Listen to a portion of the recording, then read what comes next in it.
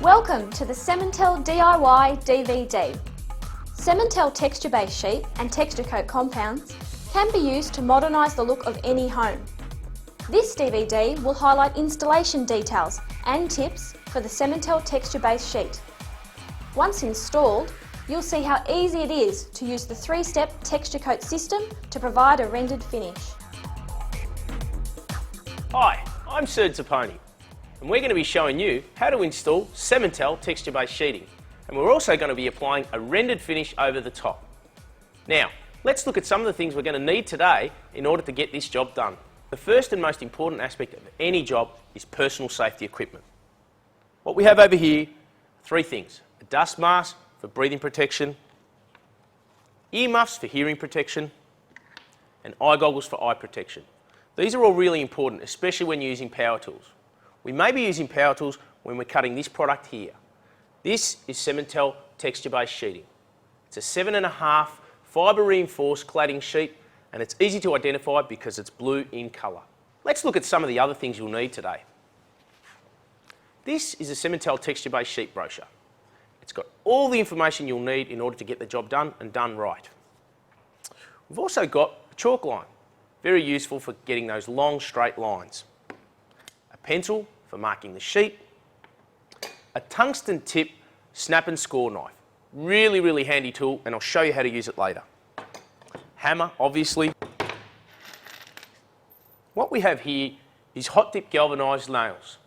We use these in the texture-based sheeting because they're anti-corrosion, especially useful in outside environments. Measuring tape, always measure twice, cut once. A level for making sure things are straight. And a straight edge for making sure those long straight cuts come out just the way you want. So, let's get started. First thing we're going to do is measure up the sheet that goes around this window reveal.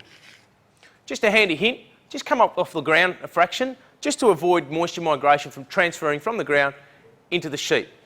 The details are in the texture-based sheet brochure.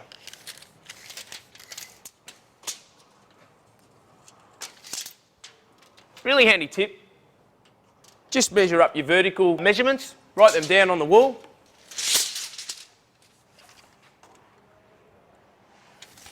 And do the same for your horizontal ones. Okay, so now that I've got the measurements, I'm going to come over here and mark them out on the sheet.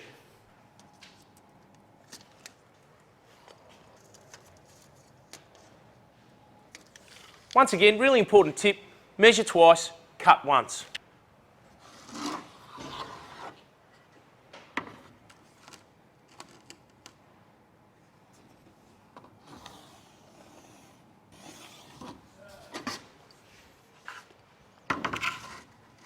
As you can see, I'm using the straight edge just to make sure that I get the measurements right, and there's a nice straight line.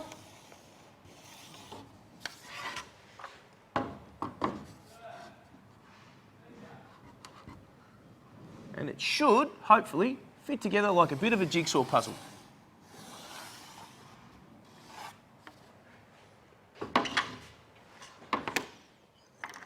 Now, as I mentioned before, the snap and score knife, tungsten tip, really good for cutting texture-based sheeting. As you can see, it makes a nice deep gouge in your fibre cement. And you just run through that a few times.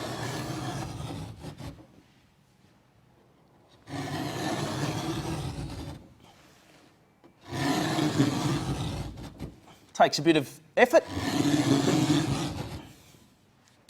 And now I'll hook up the power tools and just cut the slots out. When you're using power tools, make sure you're careful with what you're doing. Wear your safety equipment. It's a really good idea to use a vacuum to extract dust from the area. And watch those fingers.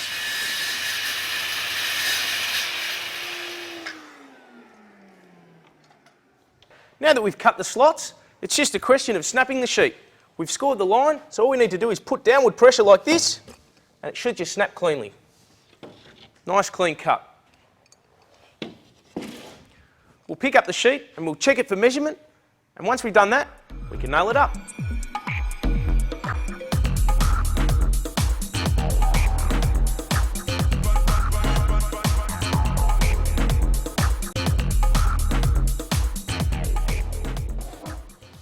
Just remember, if the sheet's too heavy for you, make sure you call out to someone to give you a hand. Once you've got the sheet in place, make sure you nail it at 200mm centres. This will ensure that there's no vibration from the wind and it will stay in place forever. You've got to ensure that the nails are flush at this point.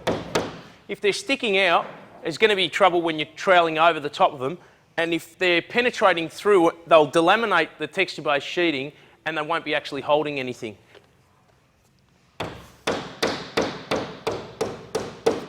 When you're nailing your recess edge, make sure that you come down at least 50mm from the end and 12mm in from the side. This just ensures that you're not breaking the edge of the recess off.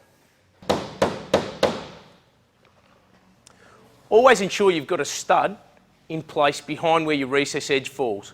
This is really important for the strength and the integrity of the joint.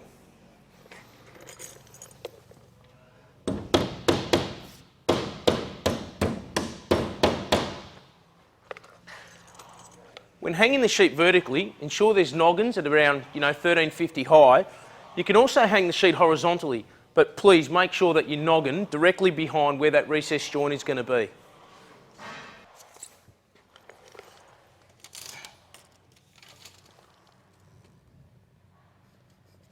What I'm doing here is just marking the stud so I can actually see where I need to nail.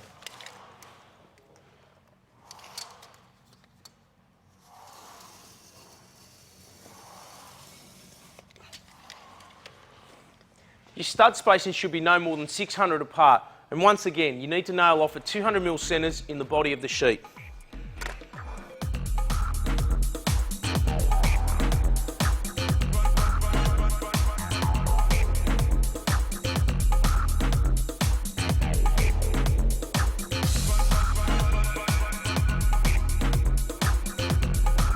One of the handy ways of finishing off your window reveal is to use this Preform Sill from Cemintel.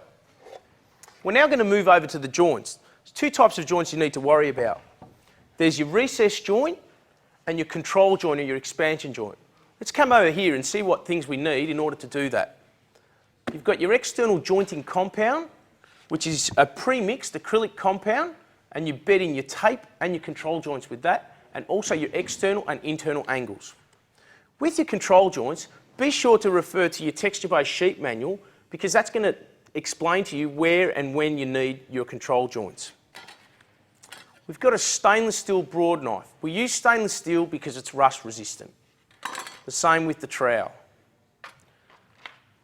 This is your external jointing tape. It's a vinyl type tape and it comes in 50m rolls and 25m rolls. You've got your PVC control joint. Once again, it's PVC so that it doesn't rust, not metal. And a pair of snips to cut your control joint. Let's get to it. Now what we need to do here is provide something for the PVC control joint to stick to. So I'm just going to trowel up each side of this control joint and then stick it on.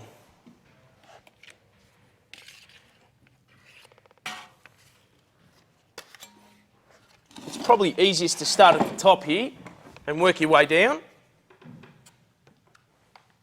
And it just acts as an adhesive.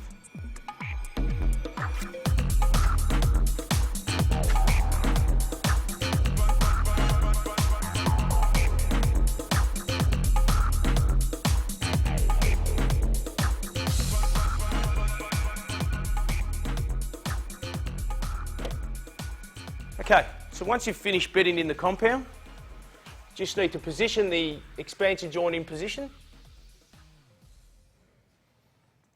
Make sure it's centred.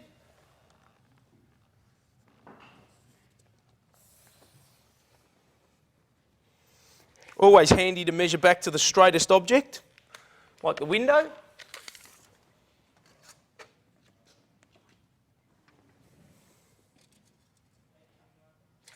Don't worry if you get anything on your fingers, just use warm water to get it out. Once that's in position, just trowel it into place.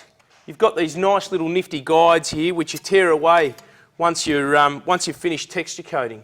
So you won't be able to see that big step that we've got at the moment. As you can see, it's oozing out the sides. That's a good sign.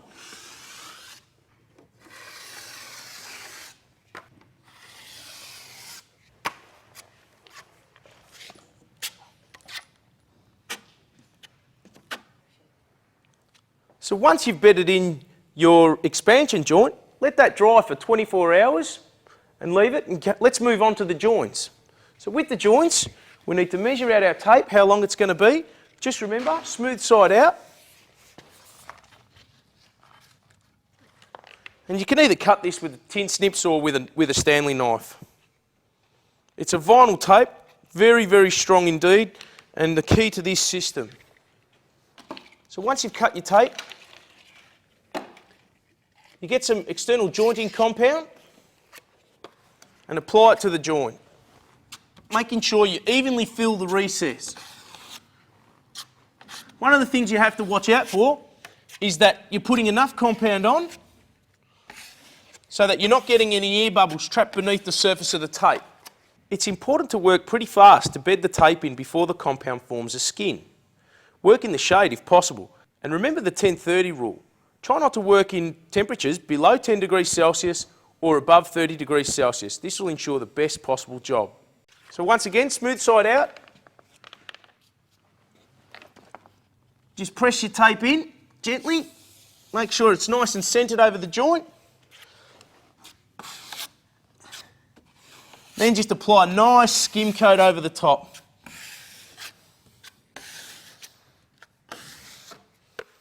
Once you've done that, just feather your edges. And away you go. One of the things you need to remember, you might get some shrinkage cracks. Not a big issue under certain drying conditions. The skim coat will go straight over the top of it and it'll be fine. We're now going to fit an external corner. Once again, it's made out of PVC, so it's anti-corrosive. We'll just measure and cut that with a pair of tin snips.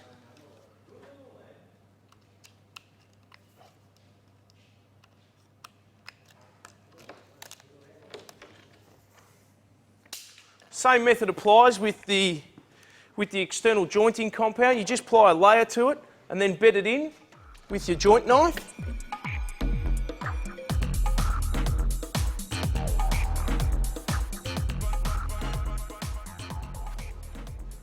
Always handy to have a stool or a little ladder around to help you get to those hard to reach spots. Just make sure you're working on solid ground so you're not falling over.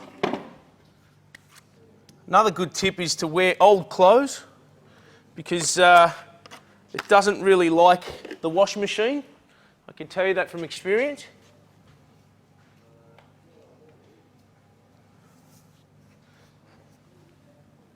So we just press the corner into position.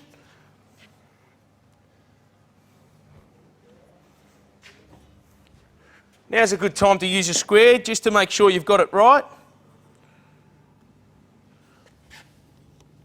And once you're happy with that,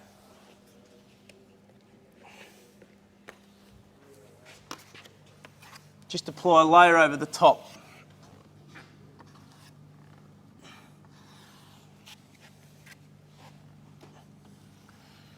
It takes a bit of filling, but that's okay. When you apply your skim coat, that will flatten out your entire substrate.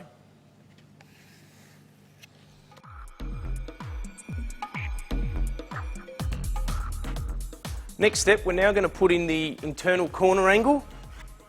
Once again, you need to bed in the external jointing compound.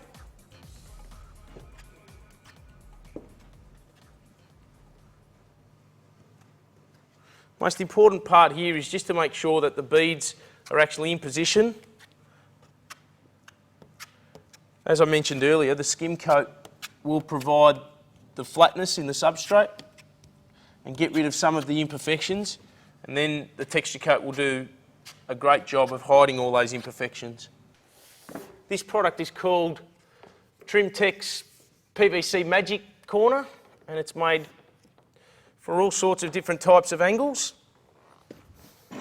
obtuse and acute alike.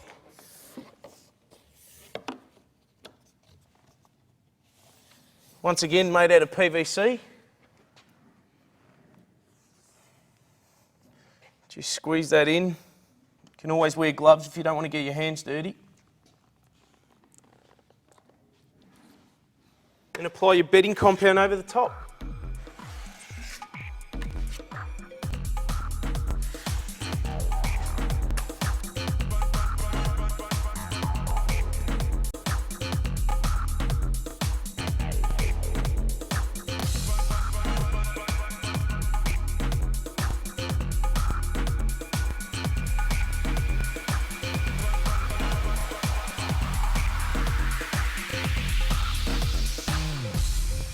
the substrate's now ready to apply the skim coat, but before we do, ensure that you broom down the substrate just to get any loose particles or dust off it. If you're living in a coastal area, it's a good idea to hose the substrate down just to make sure all the salt residue disappears. As you can see here, the joint is bedded in. We've got the external joint compound covering the nail holes. It's time to start skim coating. Let's come over here and see what we're actually going to need for this part of the process. We've got Cemintel skim coat here. This is step 2 in the 3-step rendering process. Once again, we've got our stainless steel broad knife. We've got a hawk. This is what the skim coat will sit on as we're troweling it. And we've got our stainless steel trowel here, which is what we'll be using to apply it on. So the purpose of the skim coat is to equalise the porosity of the substrate and also to provide an even texture over the entire surface. Don't worry if it doesn't go on absolutely smoothly, because you can always scrape it back after it's finished and dry, and the texture coat will cover up any of the imperfections that you have.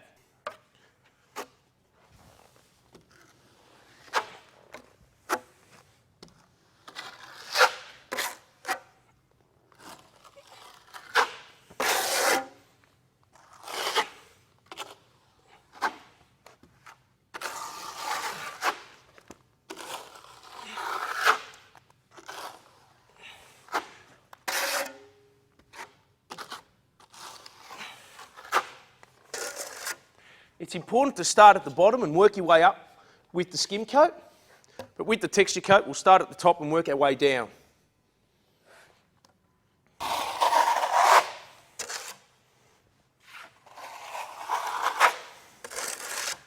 As you can see, a nice even finish.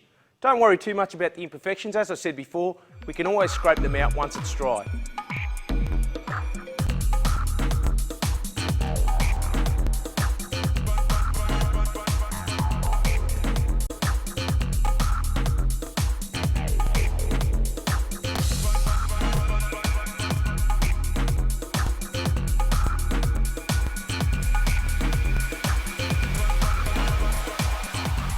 As you can see, the skim coat's on, it's dry, it's nice and smooth, it's been scraped back. It's time to apply the texture coat compound. Obviously, you'll need your texture coat compound. This is step 3 in the process. You'll need your stainless steel trowel for applying the compound to the wall, stainless steel broad knife, your hawk for carrying your compound, and a plastic float that you'll use to smooth it off. It's time to start texture coating. Texture coat's quite sloppy. Just put as much as what you think you'll use, and only do 1 metre at a time for best results.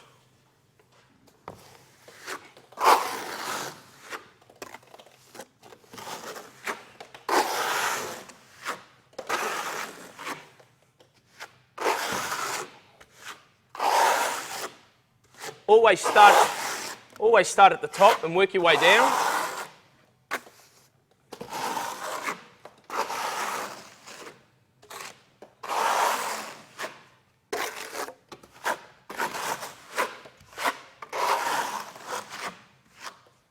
You'd normally have a second person which is working with you and floating off as you're troweling the compound on.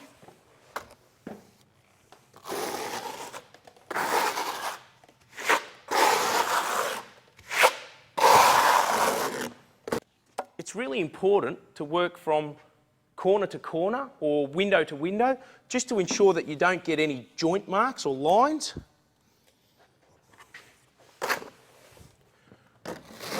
Because ultimately this is going to be your finished product, so you want it to look as good as absolutely possible. What I'm doing now is the floating process. You can press as softly or as hard as you like, depending on the texture you want. The sand in the texture compound actually gives you the finish that's required.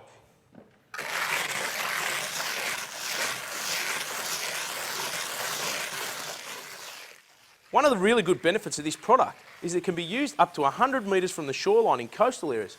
So it's fantastic for that beach house or coastal feel.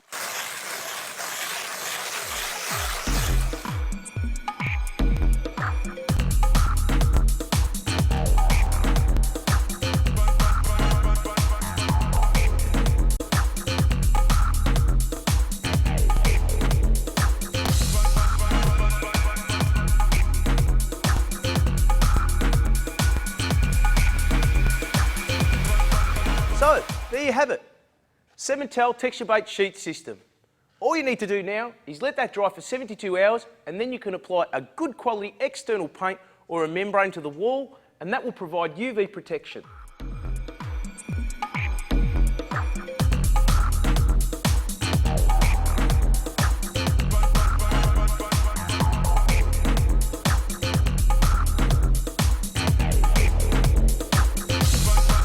So, have fun, good luck, and most of all, be safe. We hope you have enjoyed our texture coating DIY demonstration. For further information, go to our website or phone 1300 Cemintel.